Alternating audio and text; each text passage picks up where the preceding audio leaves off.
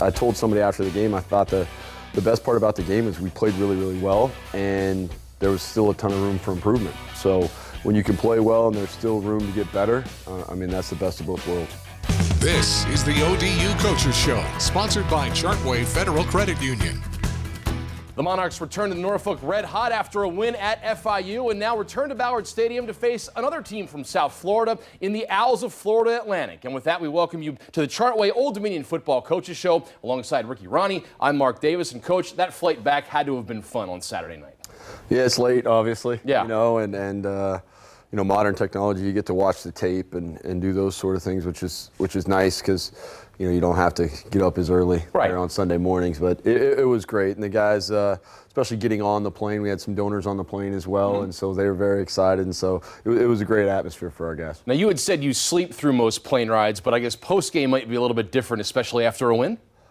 I don't sleep on post-game plane rides, win, lose, or draw. So sure. Everything else I do, but on that, I've got a lot going through my head and all those sort of things. So I may have caught maybe 15 minutes, but that's about it. Yeah, get your shut eye on the way there. Don't worry that's about right. the way back. Exactly. Right. So 565 yards of total offense. Had to be nice to see that unit break out a little bit. Yeah, and we left a lot out there, really. I mean, you know, there were a lot of plays to be had that we really wish we could have. I told somebody after the game, I thought the best part about the game is we played really, really well, and there was still a ton of room for improvement. So when you can play well and there's still room to get better, I mean, that's the best of both worlds. Well, and you led into my next question. So much of sports is peaking at the right time. Having a performance like that in November, I mean, does that give you some confidence that the best is yet to come from that unit down the stretch? Well, I just think that it just shows what we can do when we execute together and those sort of things. I mean, you know, that first quarter, being able to put 24 points on the board in the first quarter was a huge, huge deal. So it gave our defense some breathing room, gave them some confidence that we were going to be able to do that. You know, the second quarter, everyone says we slowed down. Not really. I mean, we had over 160 yards of offense in the second quarter. We just, you know, we fumble inside the 1 yard line, and then, you know, we missed the field goal there at the end. So it's not like we slowed down. We didn't produce when we needed to. So we've got to continue to score touchdowns in the red zone. That's something that we've got to focus on from here on out.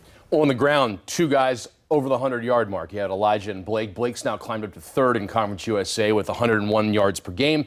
You know, it's got to be good to see that ground game get going and give you an option to also open up the pass when that run game's going well. Yeah, I mean, it does. It opens up the passing game because they've got to commit more guys to the box, and they've got to start to, you know, they've got their D linemen can't just get off and rush and do those sort of things. They know they've got to play the run. So it definitely helps everybody out when we can run the football. Our offensive line and tight ends have been excellent all year, and our running backs have been hitting the holes and been aggressive and hitting it, you know, like I said before, inside the A and B gaps. But, you know, we hit a couple outside in this game. You know, the first long one by Elijah ended up bouncing out the front door for a big one. So, you know, that was big too. Getting 2 60-plus yard touchdowns was also nice. Well, and to that point, you know, we saw probably your most balanced game of the season, 282 on the ground, 283 through the air. Yeah. I mean, it's got to feel good as a coaching staff to see that balance from the offense. Yeah, absolutely. I mean, you know, you want to stay balanced. And balance doesn't necessarily have to be 282 and 283. Oh, of course. It needs to be, you know, you got to be able to run the ball when you want to and pass the ball when you want to. And so I think we were able to do that in that game. There's obviously some things we can still correct, but offensively, it was a big-time improvement. And like I said, it shows us what we can do when we execute the right way. Well, what hindered you guys in some of those close games seemed to be that slow start, where you fell into the hole and then were unable to just climb back out. You just didn't have enough time. On Saturday, we saw you guys start really fast. I mean, is that the most complete game you guys have played this season?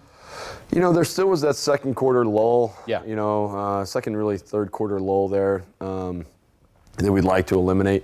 We finished really well, and we started really well. So that's gonna be a big time thing there. But I think it was, you know, when you talk about offense, defense, and special teams, I would say it's probably the most complete game. Gave up a few too many super explosive plays on defense, but other than that, played really well. Including, you know, getting 2 turnovers, one which we returned for a touchdown, and the other one we should have returned for a touchdown, but they blew it dead. Right. So we did some really good things on defense that way too. And then on special teams, we didn't make any game-changing plays, but we played a very solid game on special teams. Well, and you talk about leaving some things out there despite playing so well. I mean, that's got to make you guys feel good heading down the stretch here with 3 games to go, that your best football may still be in front of you very well. Yeah, again, I think that one thing we saw was when everybody does their job, we can compete with anybody and play really well. So we've just got to put together a 4-quarter game of doing that, and I know our team is very, very confident in what that'll lead to. Zach Kuntz seems to be very comfortable in his role. He's up to 4th in receptions in Conference USA. Do you see him being comfortable as a main go-to guy on the receiving end? Yeah, he's made some plays, and his ability to block and really our tight end in general ability to block has got him open on some plays as well. Obviously, his size has helped, but he's fast. He's learning how to run routes against certain coverages. I mean, he's 3rd in the country right now in receptions for a tight end. I mean, that's pretty special. Yeah. The fact that he's not on the Mackey semifinalist list, which is for the best tight end in the country, is a crime. Yeah. He's playing really good football, and our tight ends have all year. Coach Mines has done a tremendous job developing those guys, and they've turned into a real weapon for us. Well, everyone's turning into these weapons under that 1-0 mindset, that 1-0 mentality that you preach about week in and week out. Mm-hmm. How happy are you with the buy-in for that? And how happy are you with how quickly everybody bought into that? Well, I think the program has really bought in. I'm still working on getting all of you guys and all the fans and everybody to buy in. A lot of people are saying some things that is a little against the 1-0 mindset.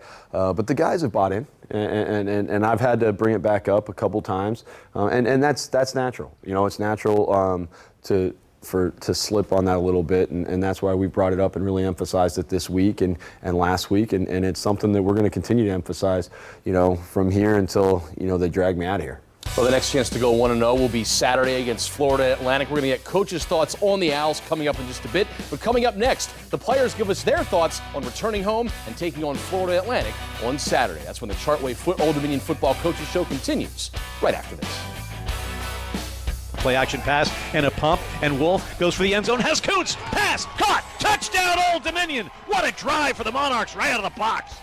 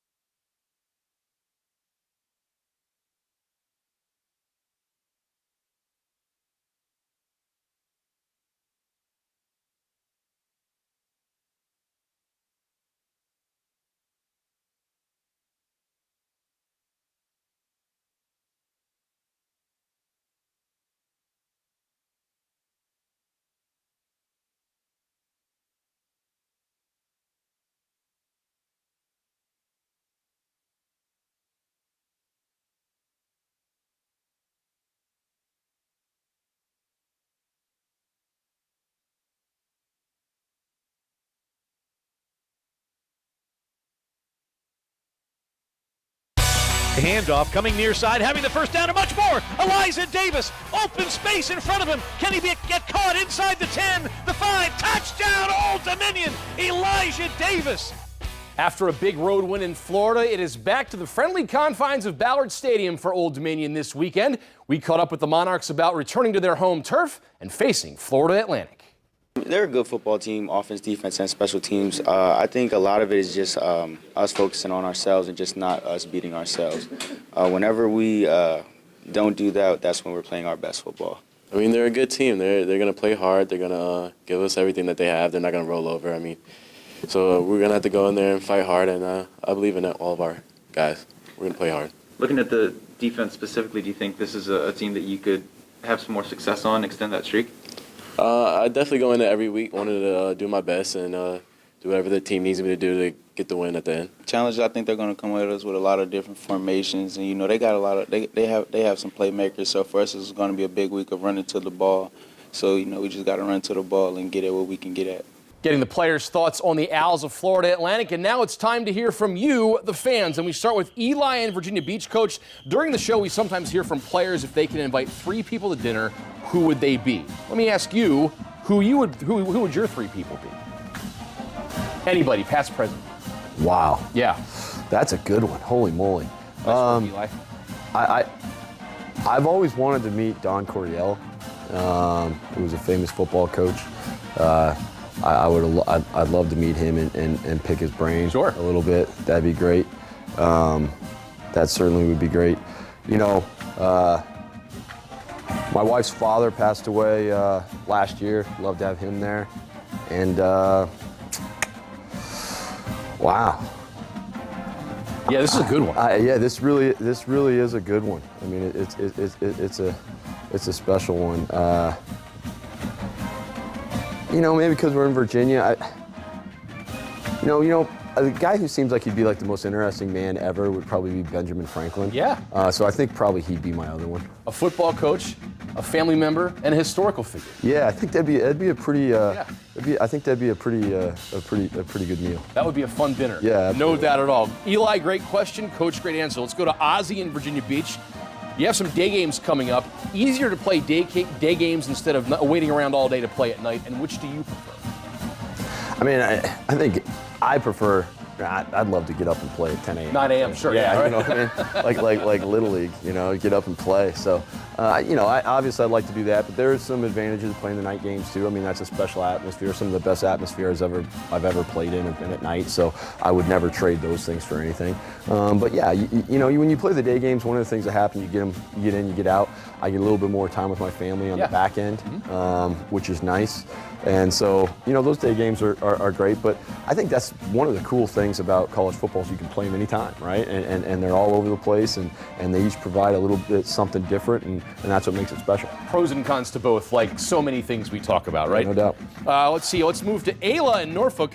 Besides Big Blue, who do you think has the best mascot in college football? Oh man, best mascot. Well, I'm from like 350 plus to choose. Yeah, no. from, Well, so. I mean, I'm from Colorado. If you've ever seen Ralphie the Bison, you know, obviously they go by the buffaloes, but we all know that there are no buffaloes in North America. They're bison. But if you've ever seen him live and in person on the field, that's a pretty cool thing. I mean, it really is. That one's cool. I've gone to LSU and looked at they've got this, you know, huge tiger thing for their tiger, which is awesome, and that thing is pretty sweet too. And then I have to love. You know, we have a bulldog at home, so. Do you really? Yeah, we do. We have a bulldog at home. English bulldog? Yeah. We have one too. Yeah. I'm a huge Uga fan. Yeah, so you know, those are. I obviously like those better than the Yale one.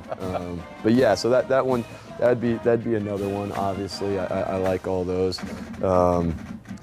I like mascots. You know, I think that they're a cool part of, you know, college football, and you know, it's a pretty awesome deal. You know, seeing that when playing Texas and seeing the steer is always an unbelievable thing too. Yeah. So yeah, there's some cool ones. Absolutely, no doubt. Great choices, Coach. Great questions this week to the fans. And if you have a question for Coach, just email askthecoach@wtkr.com. You can win a sideline fan experience and tickets to the next home game.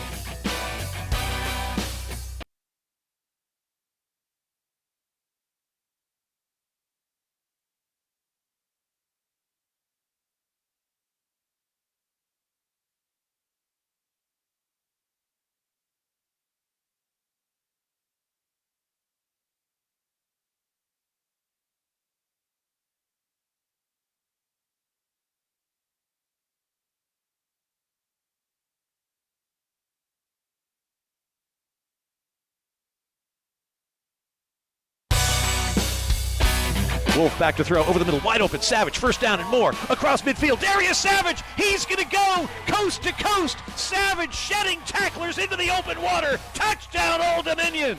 And that was Ted Alexander on the Old Dominion Sports Radio Network, 94.1. If you can't make it out to Ballard Stadium on Saturday, be sure to tune in and listen to Ted on the call. Coach, the Owls of Florida Atlantic come in, a team that's 5-4 on the season. What's the lowdown on the Owls just from the get-go? You know, they're an explosive team. On defense, they have a really big defensive line that's very athletic. You know, they've got one of the bigger human beings we're going to play all year in their nose tackle. I mean, he's a heck of a player. But also they've got some defensive ends that are a little bit bigger than we're used to playing. So they've done some good things there. Obviously, they've got a very experienced defensive coordinator in Coach Stoops. So, you know, they've done some good things on defense that way. They've got a great corner as well. And then they've got a safety who is a really good football player. So defensively, that's what we're seeing. Offensively, you know, a quarterback transfer from Miami, athletic guy, has got a nice strong arm on him. They've got some good receivers and good tight ends to make plays. Really impressed with their center and their left guard. I think those guys are good players and played a lot of football for them. But what makes the whole thing go is their running backs, especially number 5. I mean, that guy's a dynamic football player. He's special. So we've got to tackle.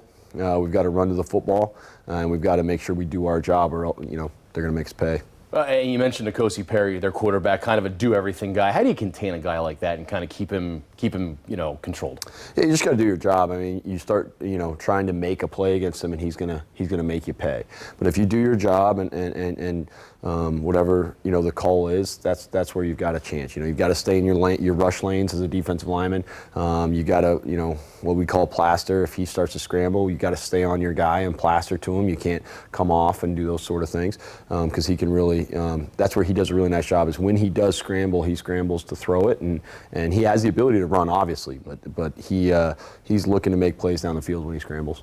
You mentioned their running game, 243 yards in last week's loss to Marshall, so they have some weapons, as you mentioned. You guys, though, are 4th in Conference USA in stopping the run, so a pretty good matchup here we're going to expect on Saturday. Yeah, and they do it with a variety of backs, you know. I mean, they really, in the Marshall game, they played 3 guys who all 3 of them made an impact. So they've done some really good things there.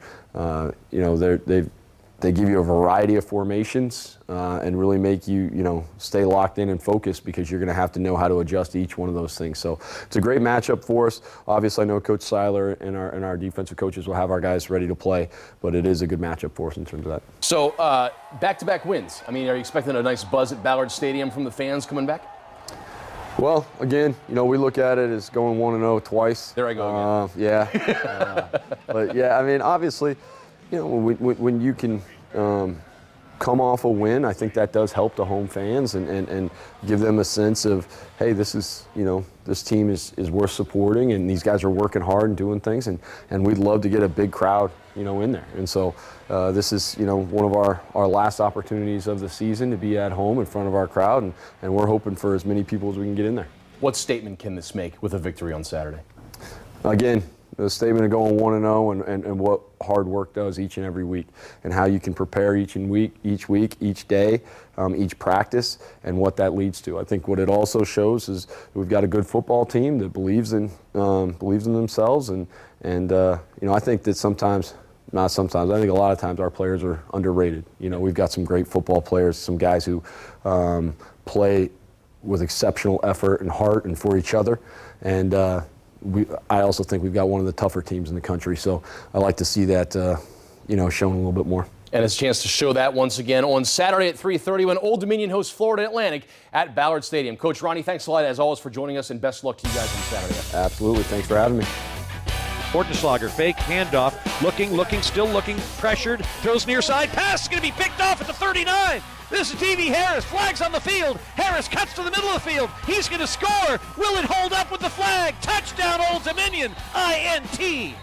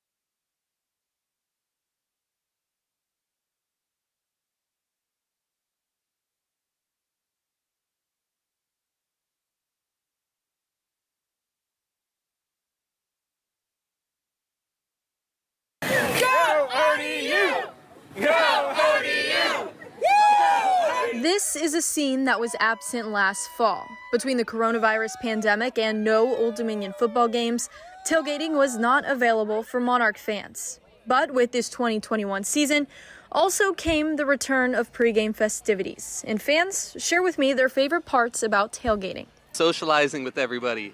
Just being around with people. Friends and family, baby, that's all you need. The excitement of the game. But my children went here, and we love to come and tailgate. So much fun.